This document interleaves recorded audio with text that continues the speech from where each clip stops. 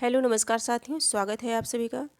मित्रों, पुनः उपस्थित हूँ मैं कुछ प्रश्नों के साथ। जैसा कि जानते हैं आप सभी, हम सभी 200 प्रश्न तक सॉल्व कर लिए थे, संज्ञा से लेकर के अव्यय तक। और ये हिंदी व्याकरण के प्रश्न हैं जो विभिन्न प्रतियोगी परीक्षा में पूछे गए हैं। जैसा कि यूथ पब्लिकेशन से हम सभी सॉल्व कर रहे हैं कि टॉपिक से प्रकरण वाइज प्रश्न किस तरह से पूछे जाते हैं। तो ये हम सभी हिंदी व्याकरण में संज्ञा से प्रश्न को ले रहे हैं। और 201 नंबर का जो प्रश्न है हमारा, दासत्व किस प्रकार की संज्ञा है। ऑप्शन ए है व्यक्तिवाचक, बी है पदार्थवाचक, सी है जातिवाचक और डी है भाववाचक। चारों ऑप्शन में हम सभी को देखना है कि हमारा करेक्ट आंसर क्या है। तो जो दासत्व है वो क्या है, भाववाचक संज्ञा के अंतर्गत आएगा। दासत्व भाववाचक संज्ञा के अंतर्गत आएगा। देखिए, जो भाववाचक संज्ञाएं हैं इनका निर्माण जातिवाचक संज्ञा, विशेषण, क्रिया, सर्वनाम और अव्यय में प्रत्यय लगा करके बनता है। क्या बनता है? प्रत्यय लगा करके बनता है। और जैसा कि जानते हैं कि जो प्रत्यय होता है वो शब्द के अंत में लग करके, शब्द के अंत में लग करके शब्द के अर्थ को बदल देता है। तो इसमें अंत में लगा है ये दासत्व। दासत्व क्या है? भाववाचक संज्ञा है। तो भाववाचक हमारे किस ऑप्शन में है? डी में है। करेक्ट आंसर हमारा क्या बनेगा? डी बनेगा। ठीक है, अब आगे हम सभी देखेंगे, ये हो जाएगा दास, दास प्लस त्व। ठीक है, आगे हम सभी देखेंगे 202 नंबर का प्रश्न है, सब पेड़ में सब किस प्रकार का विशेषण है। सब पेड़ में सब किस प्रकार का विशेषण है। चार ऑप्शन हमारे सामने हैं। अब इसमें देखेंगे गुणवाचक, अनिश्चित संख्या, परिमाण बोधक, निश्चित संख्या। चारों में से बताना है। 202 नंबर का प्रश्न है।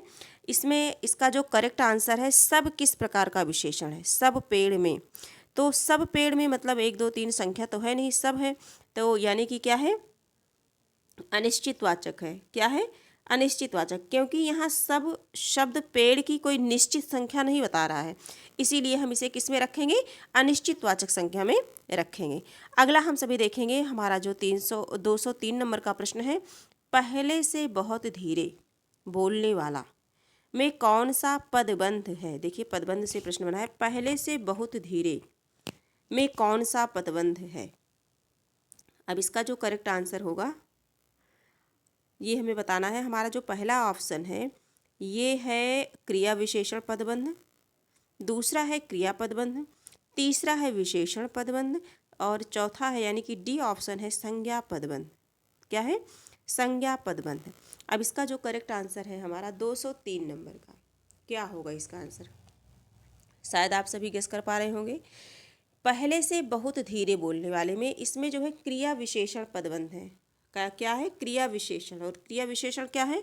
पहले वाले ऑप्शन में है। तो राइट आंसर हमारा क्या हो जाएगा? पहला हो जाएगा। ठीक है, पहला हो जाएगा हमारा। आगे हम सभी देखेंगे हमारा अगला प्रश्न है 4 नंबर का प्रश्न देखेंगे, यानी कि 204। विधेय के अंतर्गत आता है। विधेय के अंतर्गत आता है। ऑप्शन ए है क्रिया, बी है कर्ता, सी है कर्म व क्रिया, डी है कर्म। विधेय के अंतर्गत आता है तो कर्म व क्रिया, विधेय के अंतर्गत क्या आती है? कर्म व क्रिया आता है। ठीक है, विधेय के अंतर्गत कर्म व क्रिया आता है। तो करेक्ट आंसर हमारा क्या हो जाएगा? सी हो जाएगा। इसे थोड़ा सा हम लोग पढ़ लेते हैं। देखिए, विधेय के अंतर्गत कर्म और क्रिया आता है। वाक्य के उद्देश्य और विधेय दो भेद होते हैं। वाक्य के कितने भेद होते हैं? दो भेद होते हैं। कौन कौन? उद्देश्य और विधेय। ठीक है, ये भी प्रश्न बन सकता है। वाक्य में जिसके विषय में कहा जाए वो उद्देश्य है और इसमें कर्ता का विस्तार होता है। ठीक है, और वाक्य के उद्देश्य के बारे में जो कुछ भी कहा जाए उसे क्या कहते हैं? विधेय कहते हैं। आगे हम सभी देखेंगे 5 नंबर का प्रश्न देखेंगे, यानी 205। निम्न में से कौन सा अव्यय का भेद नहीं है। निम्न में से कौन अव्यय का भेद नहीं है। तो क्रिया विशेषण, बी है संबंध बोधक, सी है परिमाण बोधक और डी है विस्मयादि बोधक। चारों में से बताना है। एनवीएस टीजीटी परीक्षा 2019 में ये प्रश्न बना हुआ था। अव्यय का भेद नहीं है, इनमें से अव्यय का भेद नहीं है। तो इसका जो करेक्ट आंसर हो जाएगा वो परिमाण बोधक हो जाएगा। क्या हो जाएगा? परिमाण बोधक जो है अव्यय का भेद नहीं है। देखिए, ऐसे शब्द जो है जिसके रूप में लिंग, वचन, पुरुष, कारक, काल इत्यादि के प्रभाववश कोई विकार उत्पन्न ना हो, वही जो है अव्यय या अविकारी शब्द कहलाते हैं। ठीक है, आगे हम सभी देखेंगे 6 नंबर के प्रश्न को देखेंगे। कतिपय हिंदी व्याकरणों द्वारा संज्ञा प्रतिनिधि शब्द का प्रयोग किसके लिए किया जाता है? कतिपय हिंदी व्याकरणों द्वारा संज्ञा प्रतिनिधि शब्द का प्रयोग किसके लिए किया जाता है? ऑप्शन ए है हमारा क्रिया के लिए, बी है विशेषण के लिए, सी है संज्ञा के भेद के लिए, डी है सर्वनाम के लिए। ठीक है, एलटी ग्रेड 2018 में जो पेपर हुआ था उसमें ये प्रश्न बना था। तो देखेंगे हम सभी इसका जो करेक्ट आंसर है, संज्ञा प्रतिनिधि शब्द का प्रयोग तो संज्ञा के भेद के लिए है। इसका करेक्ट आंसर क्या हो जाएगा? संज्ञा के भेद के लिए, यानी कि सी वाला ऑप्शन हमारा सही हो जाएगा। ठीक है, आगे हम सभी देखेंगे 7 नंबर का जो प्रश्न है, देखेंगे निम्नलिखित में से कौन सा शब्द विशेषण है? निम्नलिखित में से कौन सा शब्द विशेषण है? मेजपोश, मिठास, सौतेला, सरलता। ये भी 2018 का बना हुआ प्रश्न है, एलटी ग्रेड हिंदी 207 नंबर का प्रश्न। तो इसमें जो है विशेषण शब्द क्या है? सौतेला।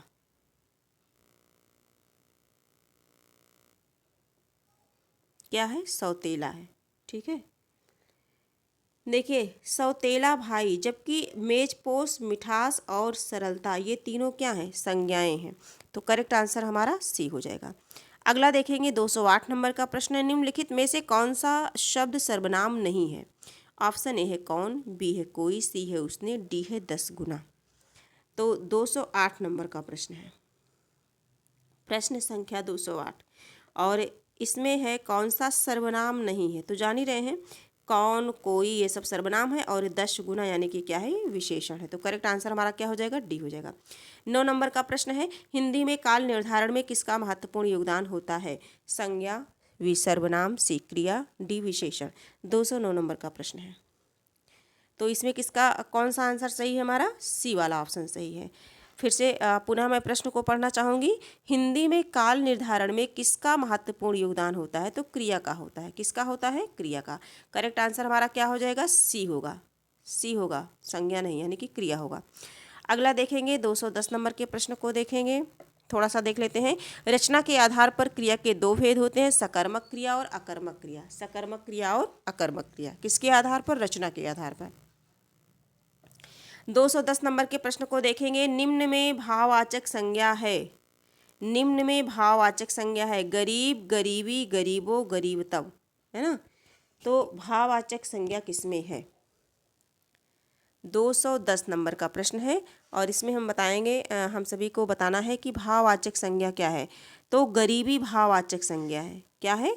गरीबी जो है भाववाचक संज्ञा है। गरीबी हमारे बी ऑप्शन में है। तो करेक्ट आंसर हमारा क्या हो जाएगा? बी हो जाएगा।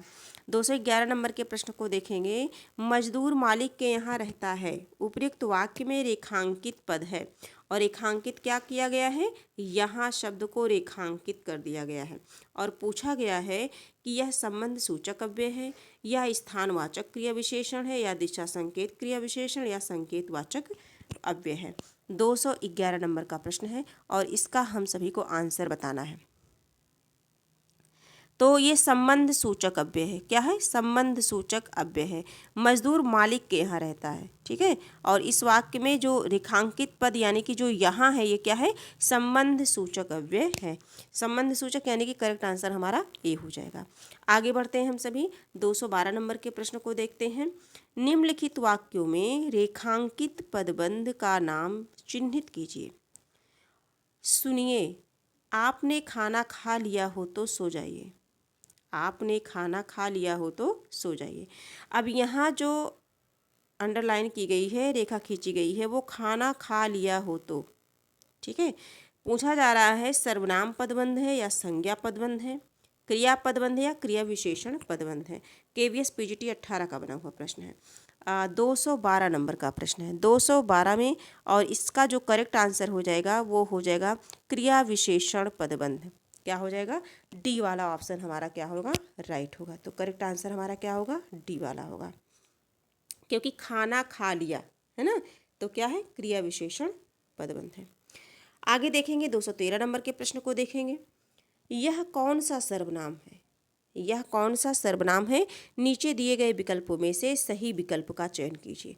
ऑप्शन ए है निजवाचक, बी है पुरुषवाचक, सी है निश्चयवाचक, और डी है संबंधवाचक। KVS PGT Hindi 2016। यह कौन सा सर्वनाम है? यह ना शायद समझ गए होंगे आप। 213 नंबर का प्रश्न है। तो यह जो है निश्चयवाचक सर्वनाम है। क्या है? निश्चयवाचक सर्वनाम है। यानी कि निश्चयवाचक किसमें है? सी वाला ऑप्शन हमारा सही हो जाएगा। हमारा कौन सा ऑप्शन सही होगा? सी वाला।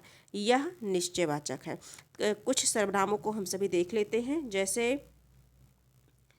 ये सर्वनाम आप निजवाचक है ना।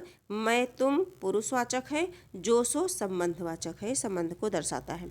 14 नंबर का प्रश्न है, निम्नलिखित में से कौन सा सर्वनाम पद है? चिन्हित कीजिए। निम्नलिखित में से कौन सा सर्वनाम पद है? चिन्हित कीजिए। ऑप्शन ए है राधा, बी है वाह, सी है सुंदर और डी है विभीषण। इसमें हमें बताना है कौन सा सर्वनाम पद है। 214 नंबर का प्रश्न है। प्रश्न संख्या 214। अब इसमें जो है राधा, सुंदर, विभीषण, ये सभी सुंदर क्या हो गया? विशेषण हो गया। राधा, विभीषण ये नाम हो गया। बचा वह, तो वह क्या है? हमारा सर्वनाम है। तो करेक्ट आंसर हमारा क्या बनेगा? बी बनेगा। क्या बनेगा? बी बनेगा। आगे बढ़ते हैं। 215 नंबर के प्रश्न को देखते हैं। हिंदी में शब्दों का लिंग निर्धारण किसके आधार पर होता है? हिंदी में शब्दों का निर्धारण किसके आधार पर होता है? निम्नलिखित विकल्पों में से सही विकल्प को चिन्हित कीजिए। संज्ञा, विशेषण, क्रिया, सर्वनाम। चारों ऑप्शन में से बताना है। 215 नंबर का प्रश्न, प्रश्न संख्या 215। तो संज्ञा के आधार पर होता है। किसके आधार पर होता है? संज्ञा के आधार पर होता है। पुनः प्रश्न पढ़ना चाहूँगी। हिंदी में शब्दों का लिंग निर्धारण है ना किसके आधार पर होता है? संज्ञा के आधार पर। ठीक है। तो आगे हम बढ़ते हैं। बहुत अधिक प्रश्न नहीं है, बस थोड़े से ही प्रश्न हैं। हाँ, 216 नंबर का प्रश्न है, रहीम किस तरह की संज्ञा है? रहीम किस तरह की संज्ञा है? नीचे दिए गए विकल्पों में से सही विकल्प का चयन कीजिए। व्यक्तिवाचक, भाववाचक, जातिवाचक, समूहवाचक।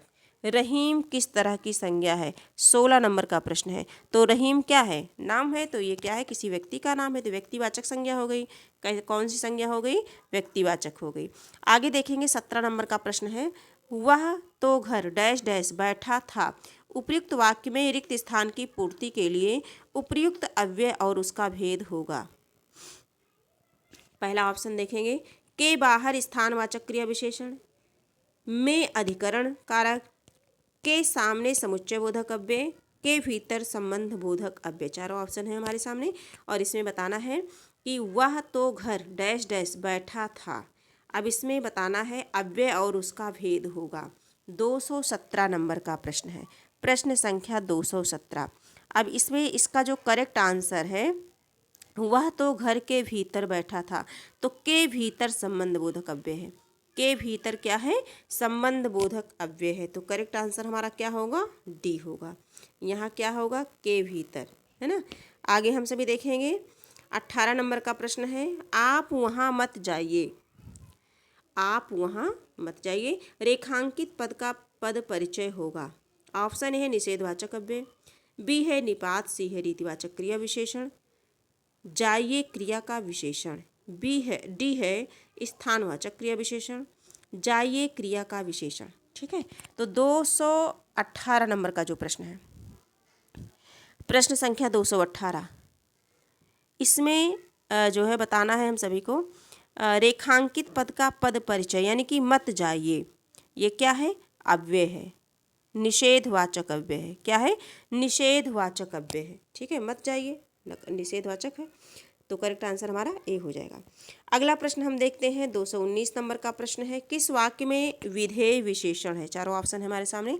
किस वाक्य में विधेय विशेषण है? 219 नंबर का प्रश्न है।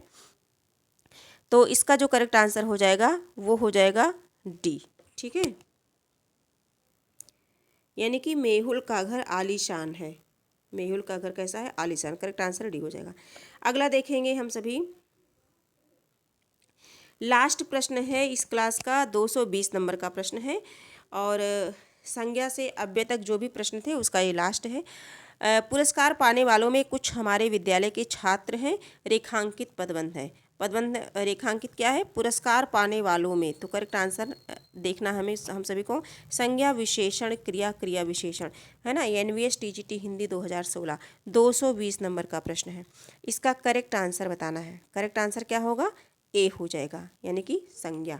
पुरस्कार पाने वालों में कुछ हमारे विद्यालय के छात्र हैं, यानी कि पुरस्कार पाने वालों में ये किसका बोध करा है? संज्ञा पदबंध है। करेक्ट आंसर हमारा क्या हो जाएगा? ए हो जाएगा। तो इस प्रकार से टोटल हम लोगों ने कितने प्रश्नों को किया?